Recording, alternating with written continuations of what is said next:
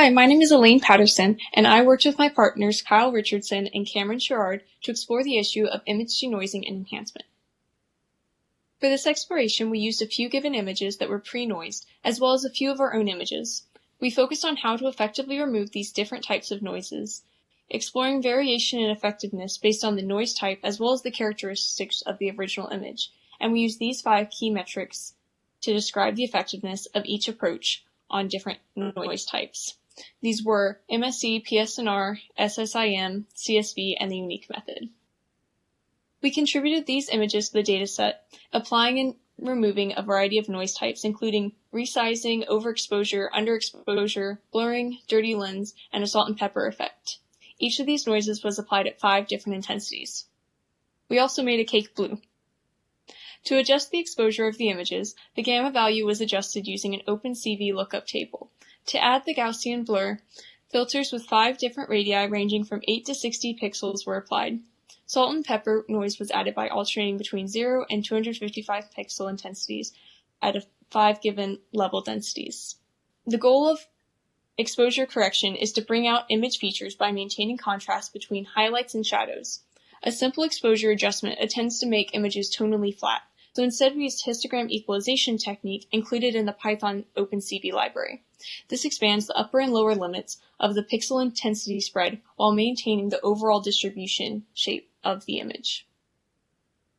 Here's an example dataset that implemented the histogram equalization technique. And as you can see, the original image was extracted well, even from the almost black image at the level 5 noise. For removing noise due to image resizing, we use the OpenCV library resize function. This function uses bilinear interpolation to increase the dimensions of the image.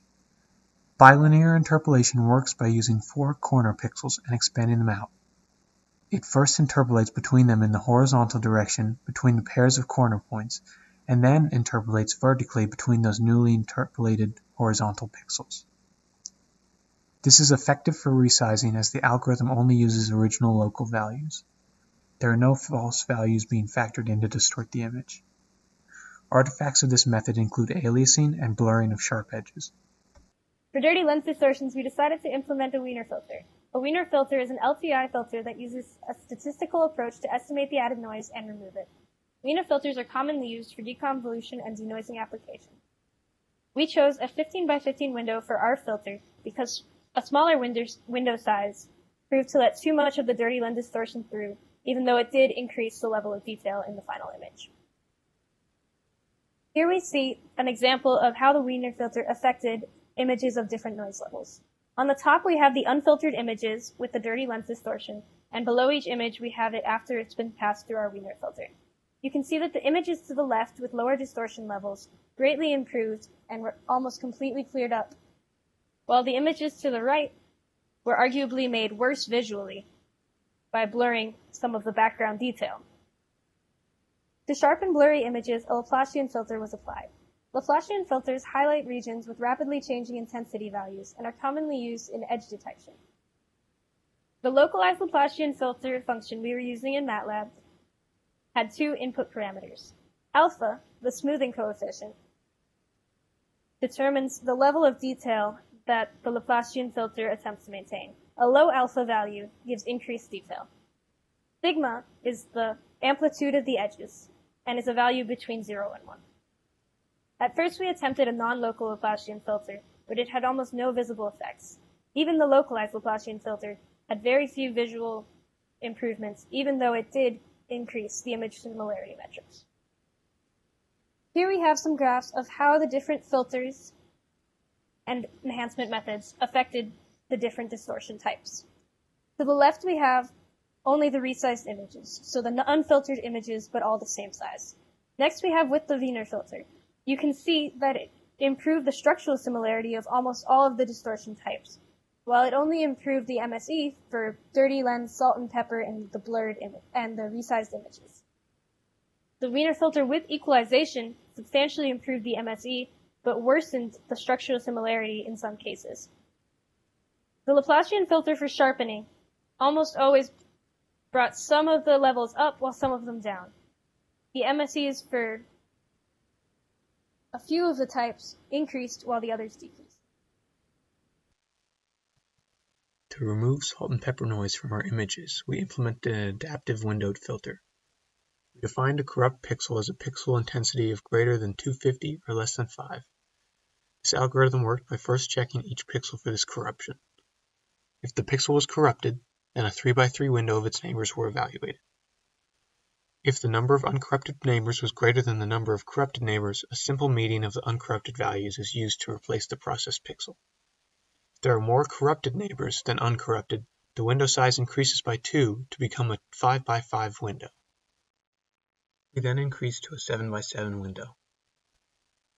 Since the number of uncorrupted pixels is greater than the size of the window, we can take the median of all these values, and that becomes the new value of the processed pixel. For large blocks of salt noise or large chunks of pepper noise, the processed pixel is replaced with the opposite type of noise to ensure the noise does not propagate through the algorithm.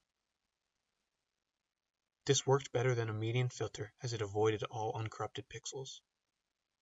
Here I compared the output of the adaptive windowed filter on the left and a standard median filter on the Lena image on the right. I tested on this standard image as the windowed algorithm could output a denoised image within 10 minutes. Lena is clearly visible on the left even when denoised from 90% salt and pepper noise, whereas the median filter on the right has completely blurred the image beyond recognition. As you can see, there's still some artifacts left over, and still some salt and pepper noise to be removed.